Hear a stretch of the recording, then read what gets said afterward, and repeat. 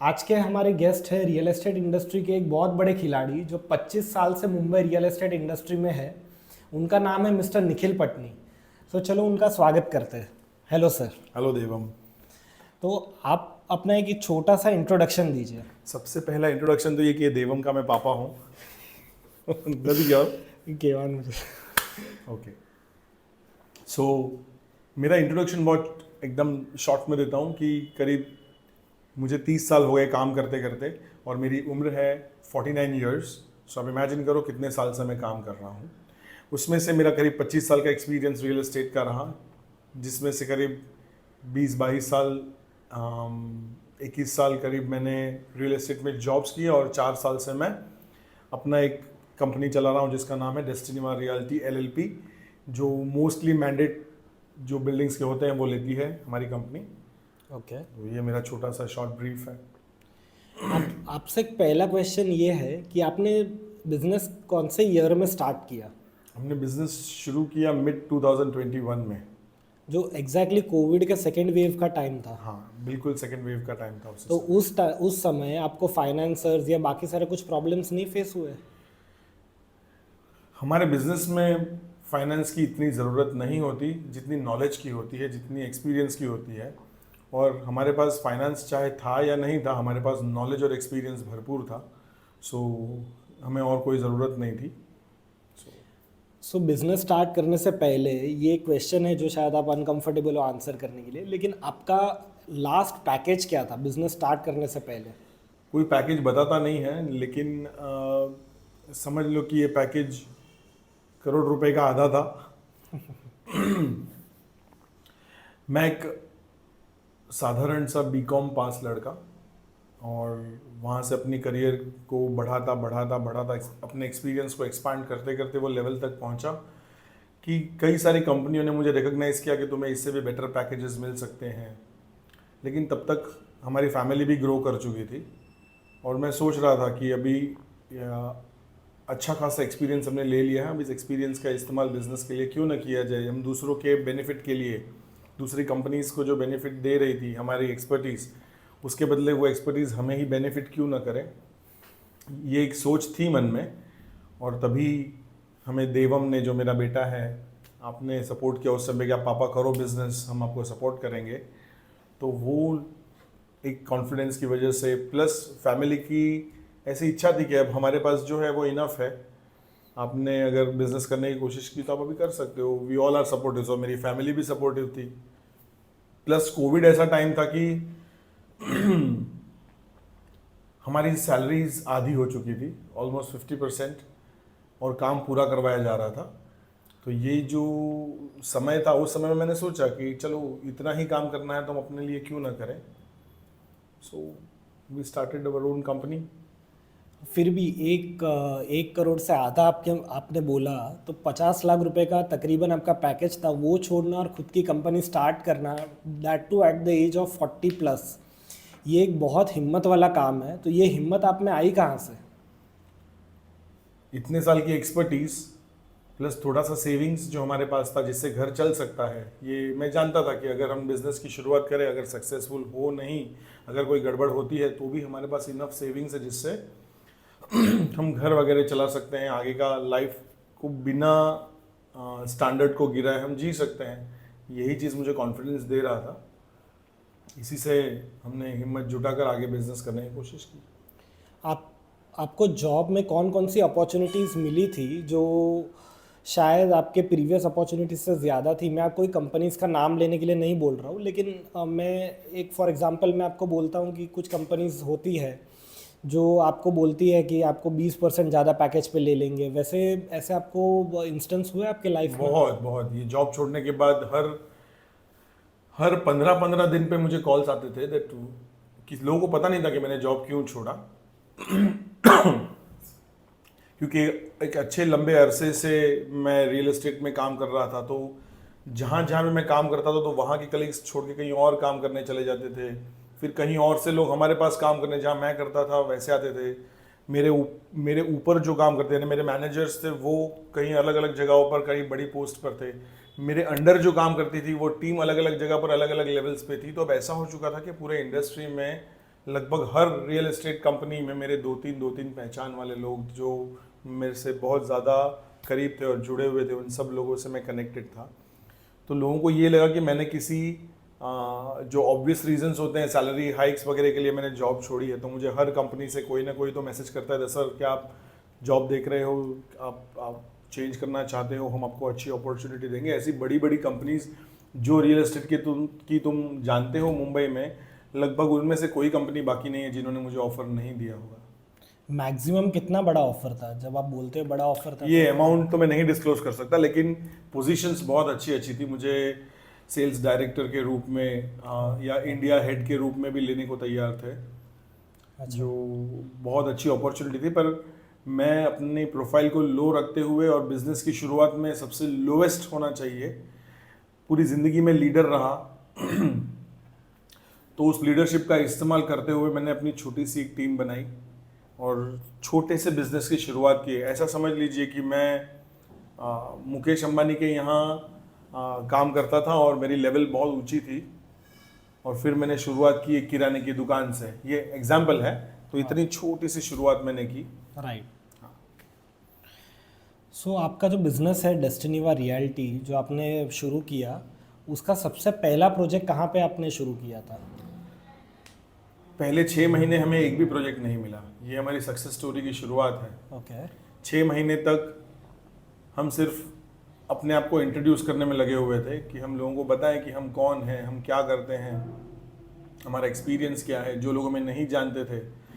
अब तक जो मेरी ज़िंदगी रही थी या करियर के तौर पे, वो सारी ज़िंदगी हम A++ क्लास डेवलपर्स के साथ थी। आज हमें जहां mandate, because A class developers के पास अपनी सेल्स टीम और अपना सब मैनेजमेंट होता है।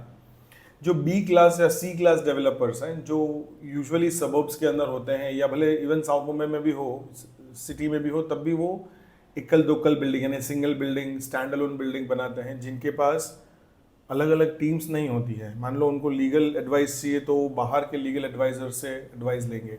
उनको फिजिबिलिटी स्टडी करनी है तो उनकी अपनी कोई मार्केटिंग टीम या रिसर्च टीम नहीं होती। उनको सेल्स करना है तो भी उनको ब्रोकर्स के ऊपर डिपेंडेंट रहकर उनको सब कुछ आउटसोर्स करना पड़ता है। ऐसे में एक सोल्यूशन था। आजकल बहुत सारे लोग अपना एक्सपीरियंस ब्रोकिंग में लगाते हैं। हमने ब्रोकिंग से हटके सोचा कि हम थोड़ी सी एक बड़ी कंपनी करने की कोशिश करें। लोगों को अपना एक्सपर्टीज दिखाने का ये मौका था। सबसे पहला जो प्रोजेक्ट हमको मिला वो देवम के माध्यम से, हमारे बेटे यानी आपके माध्यम से मिला, जो कुर्ला में एक प्रोजेक्ट था। उसका नाम था वीर सिद्धनक और काफ़ी बड़ा प्रोजेक्ट था। उस प्रोजेक्ट को हमने बहुत सक्सेसफुली कंप्लीट किया। उन्हीं बिल्डर्स का एक और बड़ा प्रोजेक्ट आ रहा है जो करीब 3 लाख स्क्वायर फीट के आसपास होगा। वो अभी हम शुरुआत करने जा रहे हैं चेंबूर के अंदर। उसके अलावा फिर हमें ये प्रोजेक्ट के बेसिस पे बहुत सारे प्रोजेक्ट मिलते हैं कि हमने मुलुंड में 2 प्रोजेक्ट्स कंप्लीट किए, घाटकोपर में एक प्रोजेक्ट कंप्लीट किया, अभी फ़िलहाल लोअर परेल में एक प्रोजेक्ट चल रहा है, मुलुंड में 2-3 प्रोजेक्ट्स चल रहे हैं। साउथ मुंबई में जो प्रॉपर सिटी एरिया है, जो एकदम हॉचपॉच वाला एरिया है, वैसे एरिया में हमारे पास 2 उसमें प्राइम लोकेशन है। स्पेशली गुजराती मारवाड़ीज वहाँ पर रेसाइड करते हैं। वैसा 2 प्रोजेक्ट अभी हमारे हाथ में है। बहुत सारी ऑफर्स आती रहती हैं हमें प्रोजेक्ट्स की, लेकिन हम लिमिटेड लोगों के साथ फ़िलहाल हमारी जो टीम है सेल्स की, वो एक छोटी सी टीम है उसके साथ। और जैसे जैसे प्रोजेक्ट बढ़ते जाते हैं अपनी टीम को हम एक्सपांड करते जाते हैं। तो बस अभी फ़िलहाल हमें लगता है कि हमारे पास इतने सारे प्रोजेक्ट्स हैं, हमें सिर्फ एग्जीक्यूशन अच्छे से करना है। आपके पास क्या आपके पास एक सेपरेट मार्केटिंग टीम है या फिर आप मार्केटिंग आउटसोर्स करवाते हो या फिर आप खुद अपना मार्केटिंग करते हो? जैसे ही हम बिल्डर्स के साथ जुड़ते हैं तो एक बड़ी चैलेंज होती है। बिल्डर की अपनी पहचान होती है किसी मार्केटियर्स के साथ जो मार्केटिंग का काम करते हैं। तो हम इंसिस्ट नहीं करते कि हमें मार्केटिंग का काम दे दो। हम सेल्स का ही काम करने में एक्सपर्ट है और उसी में एक्सपर्ट रहना चाहते हैं। मार्केटिंग भी हमारी एक्सपर्टीज़ है, लेकिन बिल्डर का विश्वास जीतने के लिए कि हम उनसे एक्स्ट्रा खर्चा नहीं करवाएं।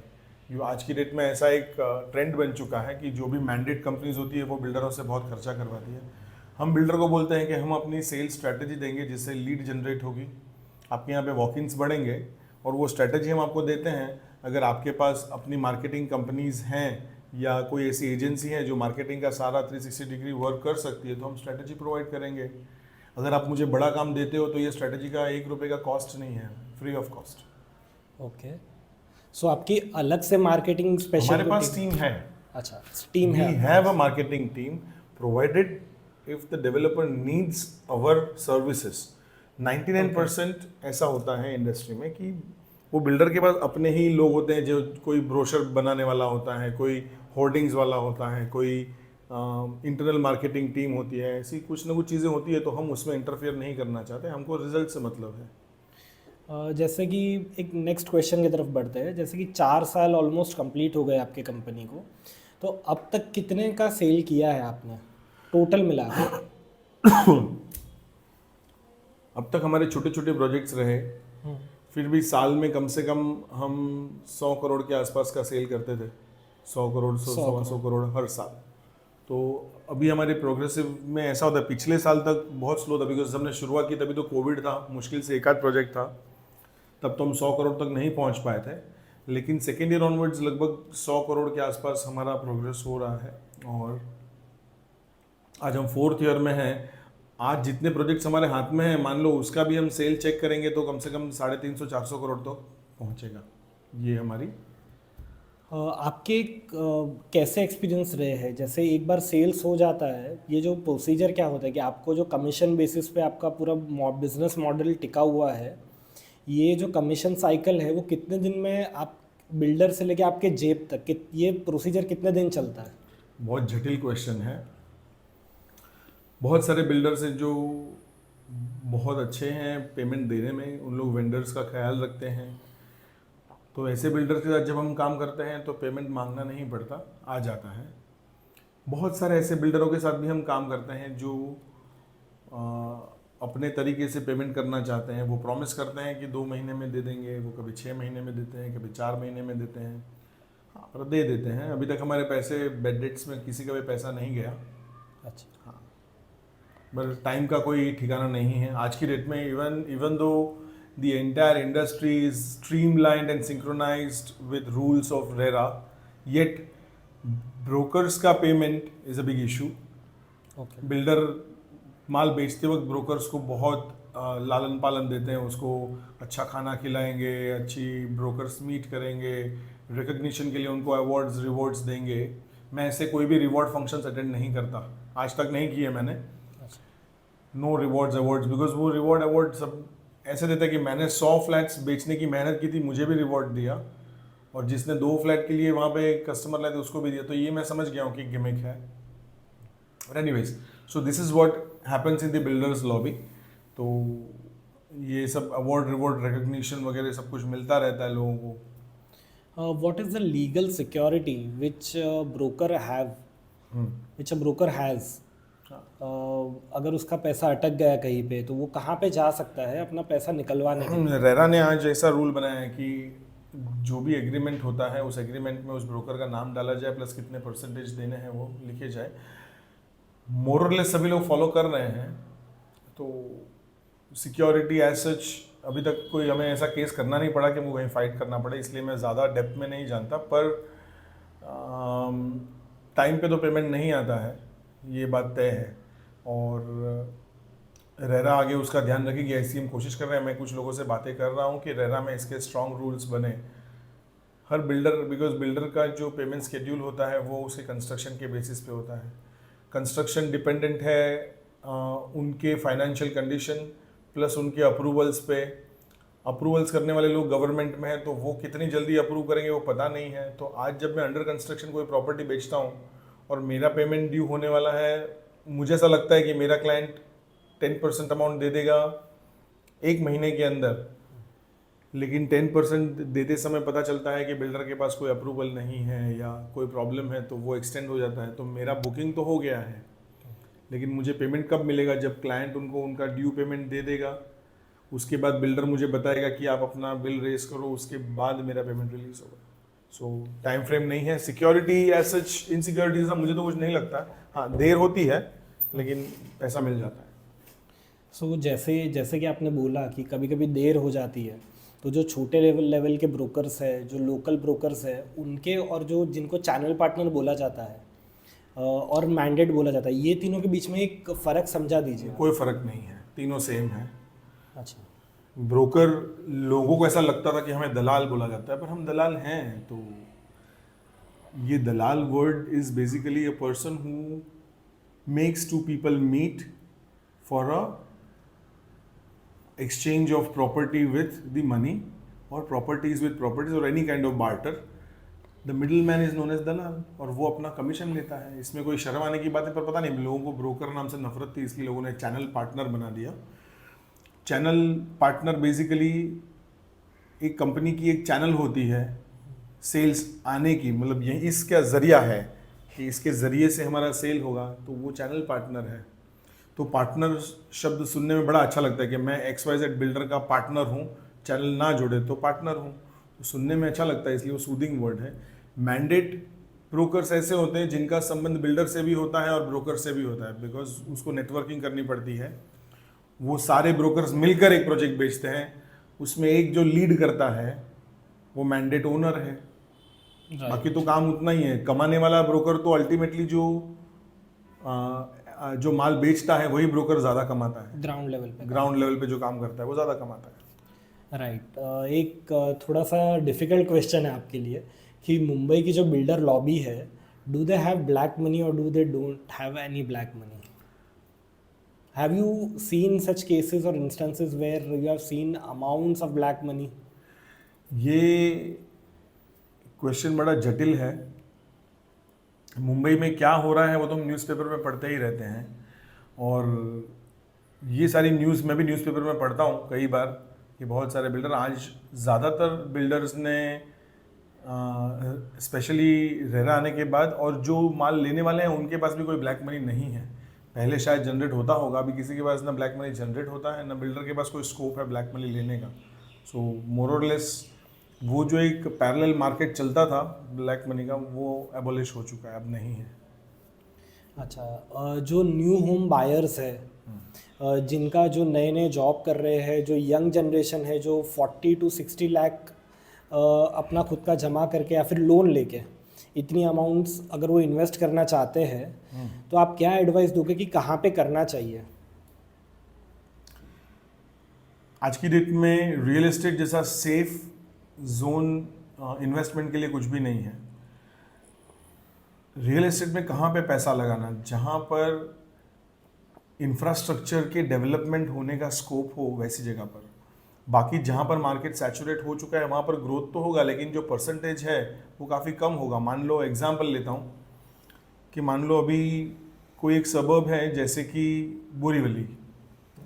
बोरीवली एक डेवलप्ड सबर्ब है ऑलरेडी। बोरीवली में आज की डेट में अराउंड 30,000 से लेके 50,000 का प्राइस रेंज चल रहा है। अब जो 50,000 में खरीद के इन्वेस्ट कर रहा है वहाँ पे प्राइस 2 लाख रुपया हो जाएंगे, ऐसा मुझे बहुत डिफिकल्ट लगता है। और कि अगले 10-12 सालों में 2 लाख रुपया पर स्क्वायर फीट बोरीवली बिके, डिफिकल्ट लगता है। लेकिन जो टायर 2 सिटीज़ हैं बॉम्बे छोड़कर बाहर, जहाँ पर अब बहुत सारा इंफ्रास्ट्रक्चर डेवलप हो रहा है, गवर्नमेंट बहुत सारी चीज़ें नई नई लेकर नई नई इंडस्ट्री सेट कर रही है, वहाँ पर आज इन्वेस्ट करोगे तो आपके पैसे 5-7 साल 10 साल में डबल होने के चांसेस हैं। Versus anywhere in Mumbai right now today, आज आपने मान लो घाटकोपर में एक फ्लैट खरीदा, तो आपने जितने में फ्लैट खरीदा 5 साल में डबल हो जाना चाहिए, पर ऐसा होगा नहीं। आप जो एग्जांपल बोल रहे थे टायर 2 सिटीज़ का, आप कोई एक एग्जांपल दे सकते हो? पूना, बैंगलोर, अहमदाबाद, वडोदरा थोड़ा कम पर, या कैलकाटा के आसपास से दिल्ली के आसपास के लोकेशंस, गुड़गांव वगैरह, ये सारे। इनफैक्ट बहुत सारी छोटी छोटी और सिटीज़ हैं। हैदराबाद के आसपास की सिटीज़ है, हैदराबाद इटसेल्फ, चेन्नई के आसपास की सिटीज़ हैं। जो आउटस्कर्ट्स जहाँ जहाँ डेवलप हो रहे हैं, आपने सुना होगा जैसे हमने न्यू बॉम्बे में नया एयरपोर्ट आया, तो जो न्यू मुंबई बन रही है उसके आसपास भी अभी भी एक चांस है कि आप आज खरीद लो, आगे जो प्राइस में आज मिल रहा है आज से 5 साल बाद नहीं मिल पाएगा, और आपका इन्वेस्टमेंट फूल फाल के बाहर आएगा। मतलब आप एटलीस्ट 5 से 6 साल में आप अपने इन्वेस्टमेंट का डबल रिटर्न पकड़ के चलिए ऐसी जगह पर। एंड अगर किसी को इन्वेस्टमेंट के अलावा रहने के लिए घर चाहिए and he has two options, if he is a high salaried person, तो उसको लोन लेके घर लेना चाहिए या फिर रेंटल बेसिस पे उसको घर लेना चाहिए? आज मुंबई में ये बात एकदम तय हो गई है कि प्राइसेस कंटिन्यूअसली बढ़ेगी ही बढ़ेगी। तो जो आदमी ये सोच रहा है कि मुझे परमानेंटली मुंबई में ही सेटल होना है और मैं कभी कहीं नहीं जाऊंगा, तो वो खरीद सकता है फ्लैट। लेकिन अगर वो सोच रहा है कि मैं 2 साल यहाँ रहूँगा और यहाँ पे एक फ्लैट खरीदूंगा, तो 2 साल में उसके पैसे टूटेंगे। तो instead of buying he should think about renting a flat at a very best location where he wants to live. तो यहाँ पर वो रेंट पे रहे। अगर 2-3 साल 4 साल में उसको चले जाना है यहाँ से, उसकी ट्रांसफर्स होती रहती है, या उसको लगता है कि मैं 5 साल यहाँ रहूँगा फिर मैं अब्रॉड चला जाऊँगा या मुझे कहीं और ऑप्शन मिलेगा तो वहाँ जाऊँगा, तो फिर बॉम्बे में इन्वेस्ट फ्लैट में अगर करता है तो पड़ा रहने दो फ्लैट, बट देन उसकी ईएमआई चालू होगी, ये सब उसको बर्डन होगा। सो अगर बिना बर्डन के रहना है तो 2-3 साल के लिए रेंट पे रह सकता है। और यहाँ पर बॉम्बे में जो रेंट की रेंज है वो बहुत वाइड है, उसको जितने का फ्लैट जहाँ पर भी चाहिए मिल जाएगा। मतलब घाटकोपर में 8,000 रुपया का भी फ्लैट मिलता है, भले वो बहुत छोटा सा थोड़ा सा क्लास डी का होगा, लेकिन घाटकोपर में आपको 3 लाख रुपए का भी आपको फ्लैट मिलेगा, 4 लाख रुपए का भी आपको फ्लैट मिलेगा रेंट पे लिए। तो आप अपनी वाइड रेंज में से चूज़ कर सकते हो कि आपको कैसी लाइफस्टाइल जीनी है, क्या स्टैंडर्ड ऑफ लिविंग है आपका, अपनी चॉइस के हिसाब से। एंड वन मोर क्वेश्चन, ये मोस्टली जो MBAs है उनके लिए है। लोगों को यूजुअली लगता है कि सिर्फ MBA करने के बाद ही बड़े बड़े डेवलपर्स, जो एक क्लास डेवलपर्स रहते हैं, वही सेल्स में रिक्रूट करते हैं सिर्फ MBA की डिग्री देखने के बाद ही। तो ऐसा कुछ नॉर्म है इंडस्ट्री का कि सिर्फ MBAs ही उनको हायर करने हैं, या फिर कोई ग्रेजुएट भी उसमें जा सकता है, अंडर ग्रेजुएट भी सेल्स कर सकता है? MBA बहुत अच्छी डिग्री है जिसमें आपको बिजनेस सिखाया जाता है, लेकिन अगर आपके अंदर वो पैदाइशी हुनर है जहाँ आप कुछ भी चीज़ बेच सकते हो। मान लो मैं बीकॉम पास हूँ और मुझे मेरे पहले इंटरव्यू में, मैं कह सकता हूँ सेठ डेवलपर्स में मेरा पहला रियल एस्टेट का इंटरव्यू हुआ था, उन्होंने मुझे एक पेंसिल दी थी, नटराज या ऐसी कोई पेंसिल थी कोई ब्रांड की। ये पेंसिल तब वो शायद 40-50 पैसे में मिलती थी। ये पेंसिल मुझे बेच कर दिखा। तब मैं बीकॉम पास लड़का था और जो मेरा इंटरव्यू ले रहे थे वो कंपनी के ओनर थे, सेठ डेवलपर्स के ओनर जीतू भाई सेठ थे, वही मेरा इंटरव्यू ले रहे थे। उनको मैंने 5 मिनट के अंदर ये पेंसिल बेच दी थी, उसके बेसिस पे मुझे जॉब मिल गई थी, क्योंकि उन्होंने मुझे कहा कि शाबाश तुम कुछ भी बेच सकते हो।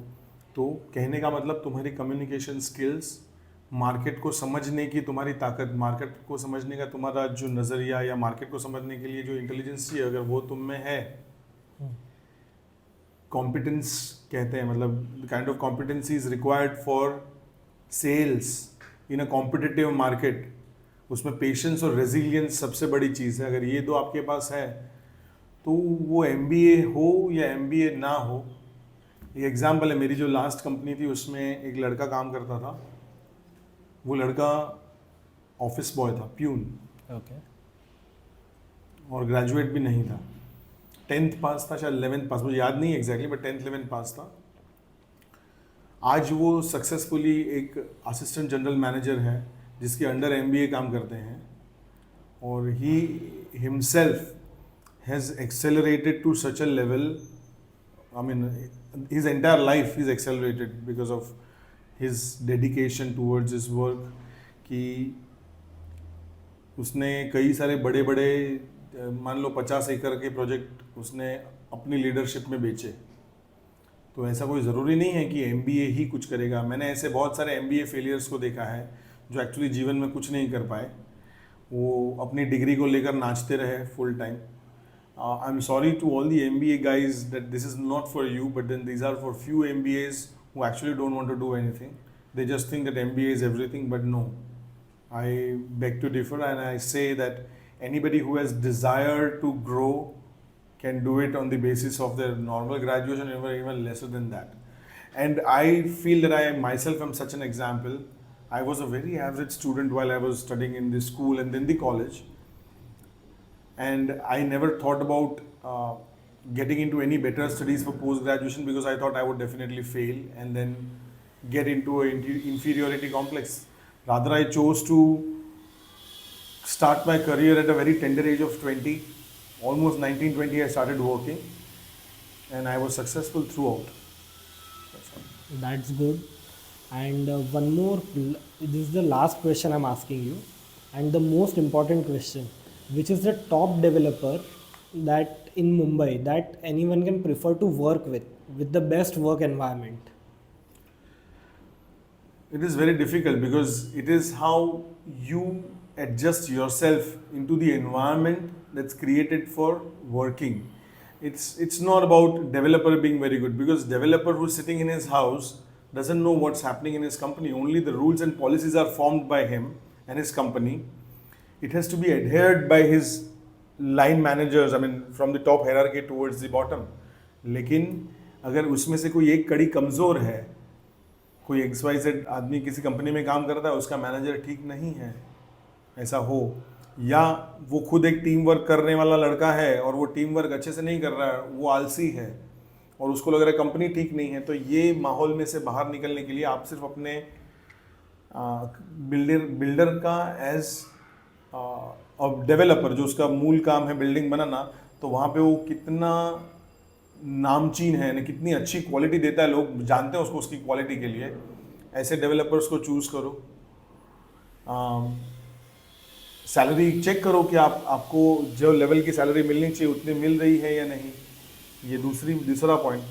तीसरा पॉइंट, किसी एक डेवलपर का नाम लेने की ज़रूरत नहीं है। एब्सोल्युटली बी और सी कैटेगरी के डेवलपर्स भी कभी कभी बहुत अच्छे होते हैं, एक कैटेगरी के डेवलपर से भी ज़्यादा अच्छे होते हैं। सो इट डिपेंड्स आपको क्या चूज़ करना है। सो मैं तो इतना बोलूँगा वापस से कि you have to be resilient, a good communicator, a very intelligent and smart person yourself to understand what's happening around you. Today you have openness to choose the developer. पहले तो नौकरी जहाँ मिलती थी वहाँ नौकरी करते थे और अपने आप को ही एडजस्ट करते थे। आज आपके पास wide range of variety available है। सिर्फ मुंबई क्यों, आप कहीं पे भी जा सकते हो। आज तो टायर 2 सिटीज़ में भी बड़े बड़े डेवलपर्स जा चुके हैं। So you can go anywhere. So any message for the youth, for the young generation? Be resilient, have calmness, always wear a smile on your face. तो बहुत ही अच्छा लगा आपसे बात करके, बहुत कुछ जानने मिला। हम बहुत गलत डायरेक्शन में थे, अभी थोड़ा सही डायरेक्शन में आ गए हैं। And thank you so much. Welcome.